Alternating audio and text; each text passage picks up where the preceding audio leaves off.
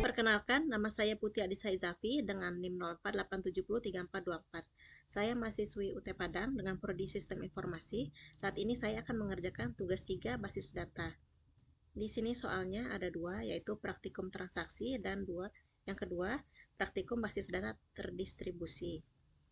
Lalu lakukan setiap tahapan praktikum dengan mengikuti tahapan atau langkah sesuai dengan penjelasan pada panduan praktikum yang tersedia dalam e-learning dan BMP basis data. Jadi kita menggunakan SAM lagi.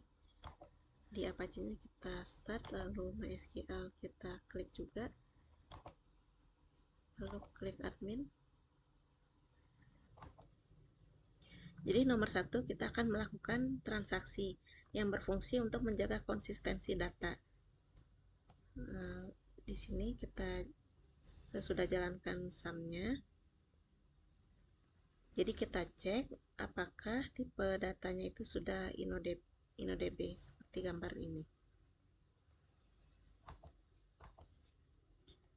Jadi kita cek di tipe yang sudah InnoDB, berarti sudah bisa dilakukan transaksi ya. Yang pertama, kita akan melakukan commit. Jadi commit itu adalah perintah yang menandakan bahwa transaksi telah selesai dilaksanakan dan terjadi perubahan data. Jadi seperti ini, kita mulai saja dulu. Caranya, jadi yang pertama kita klik rutin, selalu create new rutin. Di sini kita drag saja yang tidak perlu. Ketik transaksi 1. Seperti ini isinya. Kita akan tambahkan di data pasien nomor 103. Lalu kita execute. Nah, di sini data 103 sudah masuk ke dalam tabel ID pasien. Namun karena belum kita commit, maka di tabel pasien belum muncul nomor 103 ya. Nah, karena belum muncul di sini, kita akan melakukan perintah commit. Kita tambahkan saja commit di atas N ya. Kita lakukan perintah yang sama, namun kita tambah dulu rutinnya. Kita beri nama transaksi 2 ya.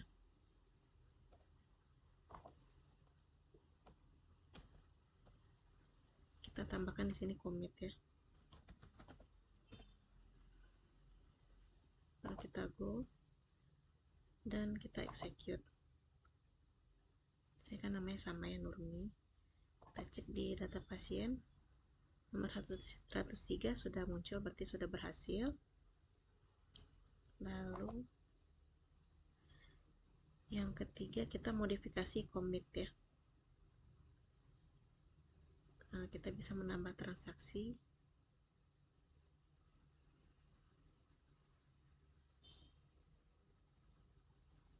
Selanjutnya kita akan melakukan rollback. Jadi rollback digunakan untuk menggugurkan perintah yang sedang berjalan. Hal tersebut berguna jika ada suatu hal yang tidak diinginkan terjadi pada sistem. Namun, rollback akan berpengaruh jika perintah yang sedang berjalan belum commit.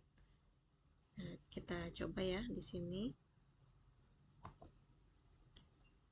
Kita add rutin lagi.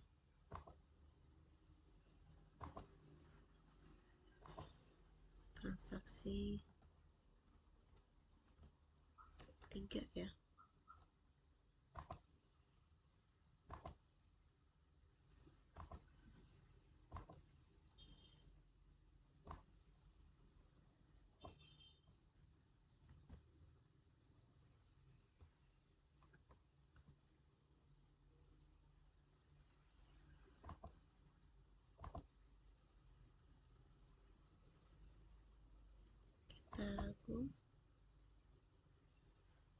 Nah, kita lalu execute.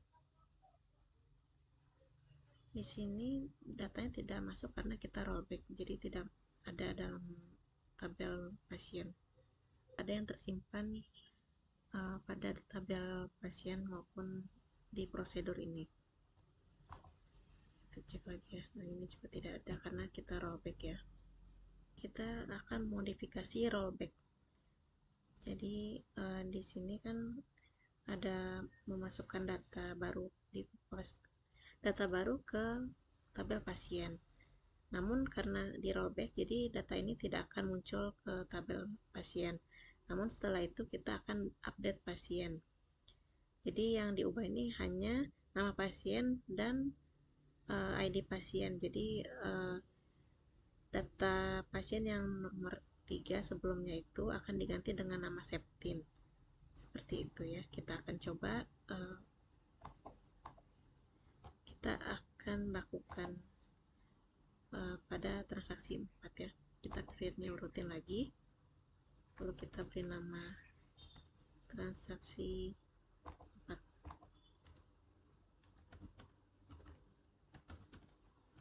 Transaksi 4.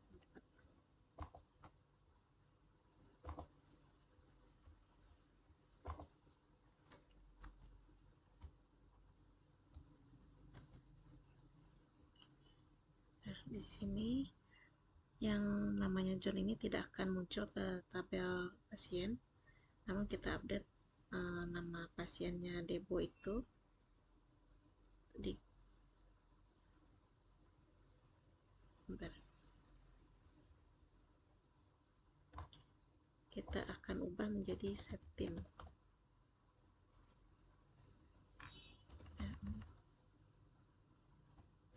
Septa. Kita akan ubah menjadi Septa namanya. Dimana ID pasiennya 104 ya. Maka kita akan go. Lalu kita execute. Nah, jadi awalnya kan nomor 104 itu Debo, namun karena kita lakukan prosedurnya yang tadi itu, jadi akan diganti namanya Septa pada tabel nomor 104 ya. Yang ketiga, kita akan melakukan checkpoint, yaitu tempat titik di mana proses terakhir disimpan, seperti rollback yang membatalkan atau mengembalikan suatu perintah ke kondisi di mana transaksi belum terjadi.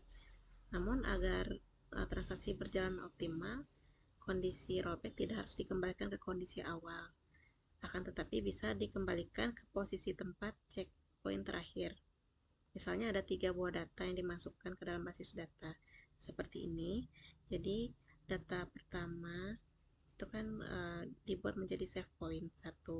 Lalu yang data keduanya ini di rollback, maka data yang kedua ini tidak akan masuk ke tabel pasien. Nah, setelah itu data ketiga ini ada di commit, berarti data ini akan masuk ke tabel pasien. Kita coba ya implementasiannya. Jadi kita create new routine lagi. Kita buat transaksi 5. Load drop. Jadi kita akan tambahkan data 105 ini menjadi save point 1. Lalu kita rollback yang data kedua, jadi ini tidak akan masuk ke dalam data pasien. Lalu yang ketiga ini akan masuk ke data pasien karena sudah di commit. Lalu kita jalankan. Ini sudah masuk, lalu kita execute. Di sini data yang kita tambahkan itu adalah data 105 dan 108 ya. Jadi yang 106-nya itu tidak masuk. Ya, 106-nya tidak masuk ya. Kita akan melakukan trigger, yaitu perintah untuk event yang dapat memicu perubahan sebuah basis data. Event yang dapat digunakan yaitu memasukkan atau insert, perubahan atau update, dan penghapusan atau delete. Event-event tersebut ditambahkan sebuah kata kunci pemicu yang di dalam trigger terdapat 2 buah kata kunci, yaitu before dan after. Before dilakukan sebelum sebuah perintah insert, update, atau delete dilaksanakan, sedangkan after dilakukan setelah sebuah perintah insert, update, atau delete dilaksanakan. Nah, jadi kita cek dulu ya ke aplikasinya. Kita cek triggernya di sini. kita belum ada ya. Lalu kita klik SQL nya,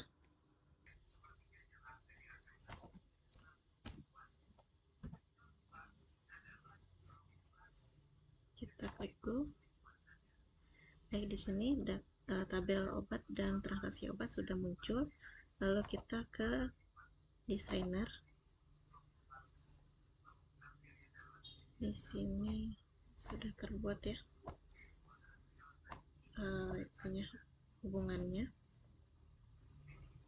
Lalu kita save di sini. Sudah, jadi relasinya seperti ini ya. Lalu kita ke trigger, create new trigger. Jadi kita buat di sini create new trigger. Lalu coba kita isi after, lalu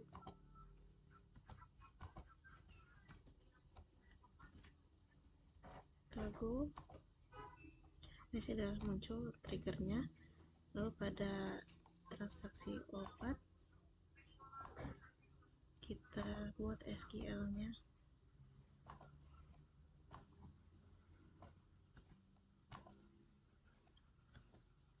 Seperti ini. Lalu kita klik go. Nah, kita coba cek ya. Sini awalnya tadi 10, 20. Stok obatnya dikurangi 5 menjadi 15. Jadi sudah berhasil ya. Selanjutnya adalah replikasi. Kita setelah masing-masing komputer sudah saling terhubung, maka selanjutnya adalah bagaimana replikasi basis data dari komputer 1 Windows ke komputer 2 atau Ubuntu. Jadi kita akan aktifkan service Apache dan MySQL dengan cara klik start sampai dengan status warna hijau.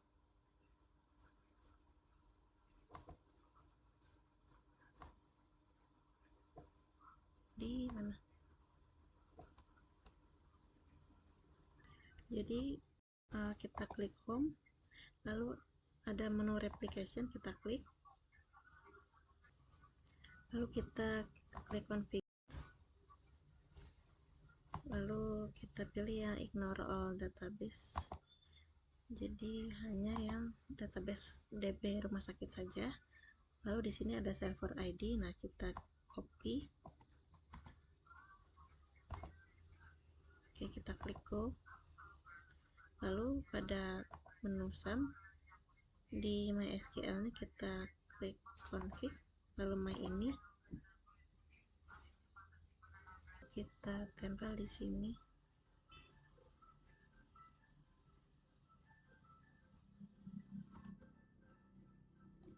Kita buat kita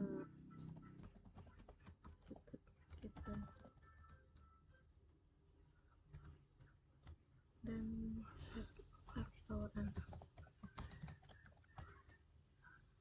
kita paste yang tadi sudah di copy. Lalu di sini log errornya kita nonaktifkan ya, karena di sini ada log error juga yang kita copy tadi. Jadi log error yang bawaannya kita nonaktifkan. Lalu server ID-nya juga kita nonaktifkan yang bawaannya ya. Lalu kita save. Kita stop dulu MySQL-nya, lalu start kembali. Kita cek ya.